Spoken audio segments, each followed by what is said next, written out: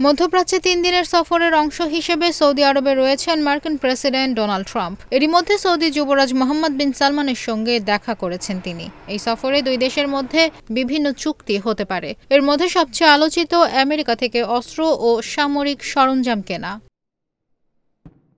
British সংবাদ মাধ্যম BBC বলছে, ট্রাম্পের এই সফরে সৌদি আরবের সঙ্গে $100 বিলিয়ন বেশি মূল্যের মার্কিন অস্ত্র এবং অন্যান্য সামরিক সরঞ্জাম কেনার চুক্তি ঘোষণা করা হবে বলে জানা গেছে। ক্ষেপণাস্ত্র, রাডার সিস্টেম ও পরিবহন বিমান এই প্যাকেজের অংশ।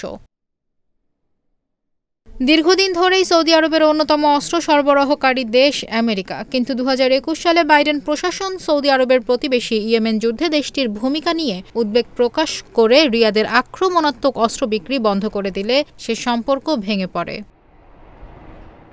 2018 সালে সাংবাদিক জামাল খাশোগির হত্যাকাণ্ড সম্পর্ক ভেঙে যাওয়ার একটি কারণ, কেননা মার্কিন গোয়েন্দা প্রতিবেদনে দেখা গেছে সৌদি যুবরাজ মোহাম্মদ বিন সালমান এই হত্যাকাণ্ডের অনুমোদন দিয়েছিলেন, কিন্তু সৌদি আরব এটিকে মিথ্যা বলে আখ্যা দিয়ে আসছে।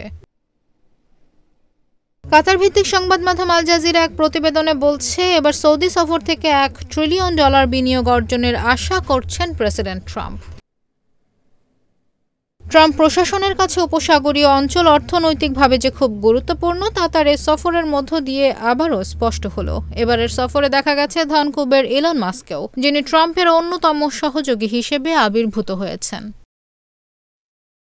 উপসাগরীয় দেশগুলো, বিশেষ করে রাষ্ট্রীয় মালিকানাধীন তহবিল থেকে আমেরিকার জন্য নতুন বিনিয়োগ নিশ্চিত করতে পারলে সেটাকে বিশেষ অর্জন হিসেবে প্রচার করবেন ট্রাম্প। দেশে ফিরে তিনি আমেরিকা ফার্স্ট নীতির সাফল্যের কথা প্রচার করতে পারবেন। ব্রিটিশ সংবাদ মাধ্যম বিবিসি জানিয়েছে, ট্রাম্প সৌদি আরবের রাজধানী রিয়াদে দেশটির যুবরাজ মোহাম্মদ বিন সালমানের সঙ্গে আজ বৈঠক করবেন। আগামীকাল বুধবার সেখানে উপসাগরীয় দেশগুলোর নেতাদের এক শীর্ষ সম্মেলনে অংশ নেবেন তিনি। সেদিনই কাতার সফরে যাবেন। পরের দিন বৃহস্পতিবার সংযুক্ত আরব আমিরাত UAE সফরের মধ্য দিয়ে তার 3 দিনের মধ্যপ্রাচ্য সফর শেষ হবে।